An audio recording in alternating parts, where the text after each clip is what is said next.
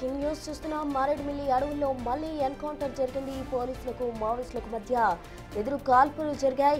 ఎదురు కాల్పుల్లో ఎన్కౌంటర్ జరిగినట్టు కూడా ఏడీజీ మహేచంద్ర లడ్డా ధృవీకరించారు. 7గురు చనిపోయారంటూ కూడా ఏడీజీ చెప్పడం జరిగింది. మృతుల్లో మావోయిస్టు అగ్రనేత దేవ్జీ ఉన్నట్టు ప్రచారం సాగుతోంది. మళ్ళీ ఎన్కౌంటర్ జరిగిందంటున్నారు, నిజమేనా? Just now I got information. Yes, there is a exchange of fire has happened. Still going on. Probably they say 6 to 7 members would have been killed. But give me 5-10 minutes. Probably I'll be able to tell you. ఈ రోజు early hours లో మళ్ళీ encounter జరిగిందంటున్నారు, నిజమేనా? Just now I got information. Yes, there is a exchange of fire has happened. Still going on. Probably they say 6 to 7 members would have been killed. But give me 5-10 minutes. Probably I'll be able to tell you. ఈ రోజు early hours లో మళ్ళీ encounter.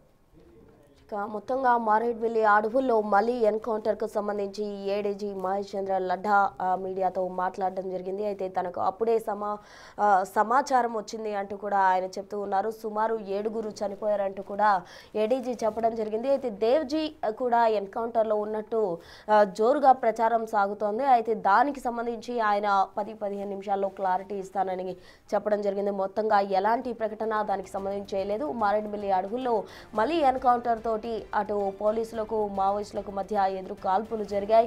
ఈ ఎదురు కాల్పుల్లో 7గురు మృతి చెందినట్టు కూడా ప్రచారం జోరుగా సాగుతోంది. అయితే ఇప్పటికే మావోయిస్టులు అటు ఛత్తీస్గఢ్ అడవుల్లో జరుగుతున్న దాడులకు సంబంధించి కూడా చాలా మంది మావోయిస్టులు లొంగిపోవడం జరిగింది. అయితే కొంతమంది లొంగిపోవడం ఇష్టం లేక ఇతర రాష్ట్రాలకు తరలి వెళ్తున్న క్రమంలో నిన్న విజయవాడలో ఒక బిల్డింగ్ దగ్గర పట్టుమట పోలీసులు చుట్టుముట్టడం జరిగింది. అక్కడ మావోయిస్ట్ లేడీని కూడా పోలీసులు సుశీల అనే వ్యక్తిని పోలీసులు అదుపులోకి తీసుకున్నారు. ఆమెను విచారించిన అనంతరం 50 మంది వరకు కూడా మావోయిస్టులను పోలీసులు అరెస్ట్ చేయడం జరిగింది. అయితే దానికి సంబంధించి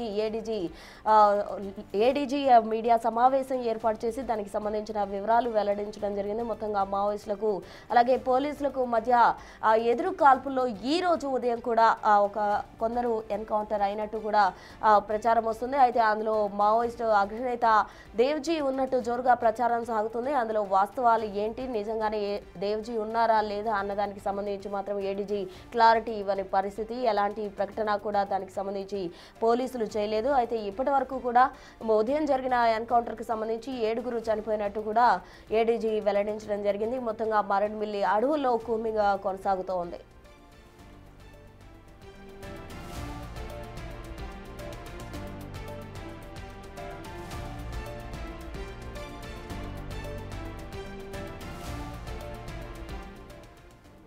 మారేడుమిల్లి అడవుల్లో మళ్ళీ ఎన్కౌంటర్ జరిగింది.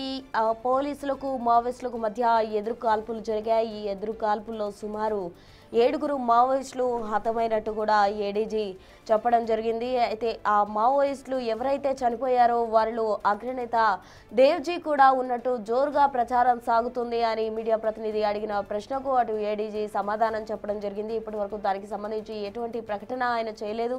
దానికి సంబంధించి 10-15 నిమిషాల్లో తనకు ఇన్ఫో వస్తే అనంతరం నేను చెప్తాను తప్ప అనధికారికంగా నేను ప్రకటించనంటూ కూడా ఆయన స్పష్టం చేయడం జరిగింది. అయితే సుమారు 7గురు చనిపోయారంటూ కూడా ఏడీజీ చెప్పారు. నిన్న అటు మావోయిస్టులకు సంబంధించి కూడా 50 మందిని పోలీసులు అరెస్ట్ చేయడం జరిగింది. అటు మావోయిస్టు అగ్రనేత అయిన లేడీ మావోయిస్ట్ సుశీలను కూడా పోలీసులు అరెస్ట్ చేసి విచారిస్తూ ఉన్నారు.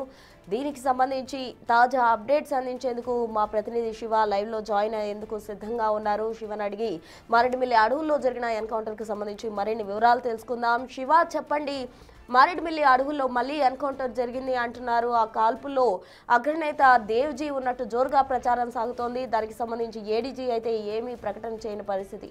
అసలు ఏంటి, అక్కడ ఏం జరిగింది? 7గురులో దేవ్జీ ఉన్నారా లేరా?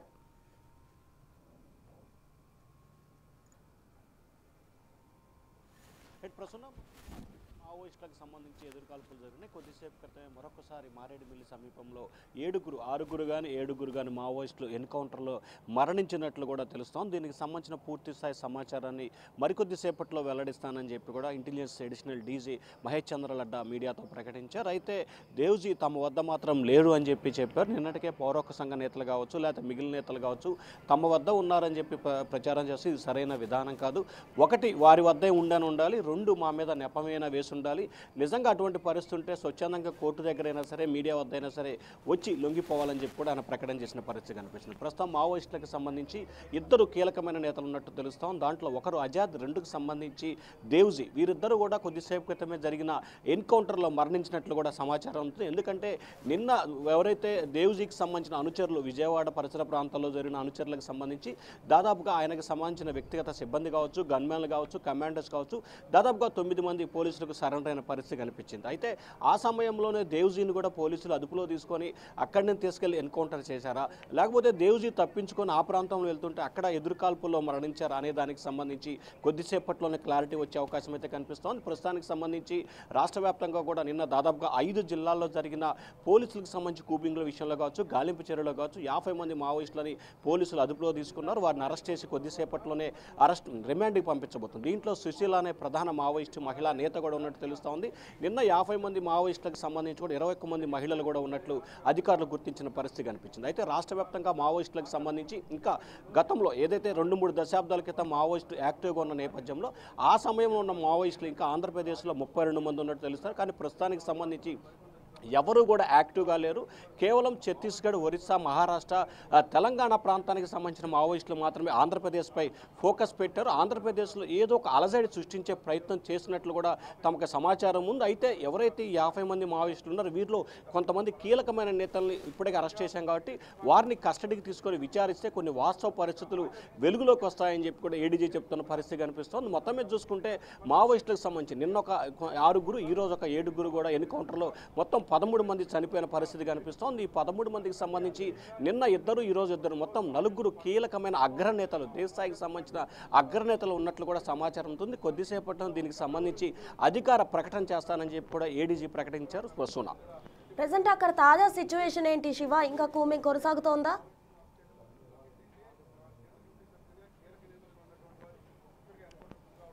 అంటే ఇప్పటికే మారేడుమిల్లి ఫారెస్ట్కి సంబంధించి కూడా మావోయిస్టులకి పోలీసుల మధ్య దాదాపుగా ఘోరపరంగా కూడా కాల్పులు కొనసాగుతున్నట్టు తెలుస్తూ ఉంది. ఇరువైపుల నుంచి కాల్పుల ప్రక్రియ కొనసాగుతూ ఉంది. ఈ కాల్పులకు సంబంధించి హోరాహోరీగా జరుగుతున్న కాల్పులలో కొంతమంది మావోయిస్టులు చనిపోయినట్టు తెలుస్తూ ఉంది. కొంతమంది సిబ్బందికి కూడా స్వల్ప గాయాలైనట్లు కూడా తెలుస్తూ ఉంది. అయితే ఈ చనిపోయిన సంఘటనలో ఎవరెవరు ఉన్నారు ఏమిటి అనే దానికి సంబంధించి ఇంకా అధికార ప్రకటన అయితే రావాల్సిన పరిస్థితి కనిపిస్తూ ఉంది. దాదాపుగా 3 రోజుల కాలంగా కూడా మారేడుమిల్లికి సంబంధించి పోలీసులు భారీ స్థాయిలో కూబింగ్ నిర్వహిస్తున్నారు.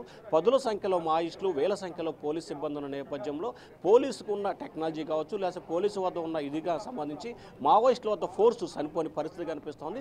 సో ఈ నేపథ్యంలో పోలీసులు అగ్రహంగా నిలిచి వారిపై పై చేయి సాధిస్తున్న పరిస్థితి ప్రస్తుతం ఏపీలో కొనసాగుతుంది. సో ఈ నేపథ్యంలో నిన్న ఈరోజు 2 సార్లు మావోయిస్టులు ఎన్కౌంటర్లు మరణించినట్టు తెలుస్తోంది. ప్రస్తుతం అయితే తీవ్ర ఉద్రిక్తత వాతావరణం అక్కడ కొనసాగుతోంది. మరికొంతమంది మావోయిస్టులు కూడా ఆ పరిసర ప్రాంతాల్లో ఉన్నట్లు కూడా పోలీసు అధికారులు గాలింపు చర్యలు, కూబింగ్ నిర్వహించినట్టు తెలుస్తూ ఉంది. ప్రస్తుతం రైట్ శివ, థ్యాంక్ యూ.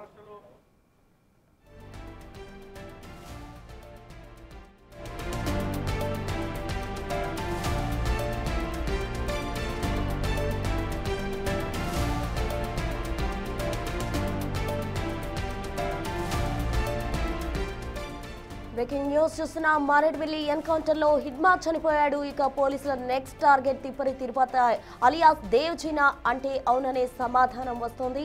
కొత్త ఆటో నగర్లో అరెస్ట్ అయిన వారిలో దేవ్జీ 9 మంది బాడీగార్డులు కూడా ఉన్నారు.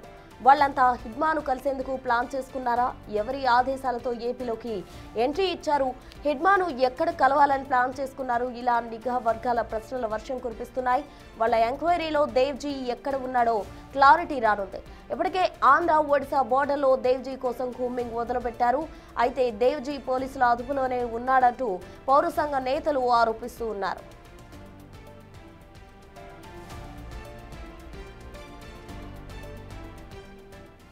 మోర్ డీటెయిల్స్ మా ఇన్పుట్ పవన్ అందించేందుకు సిద్ధంగా ఉన్నారు.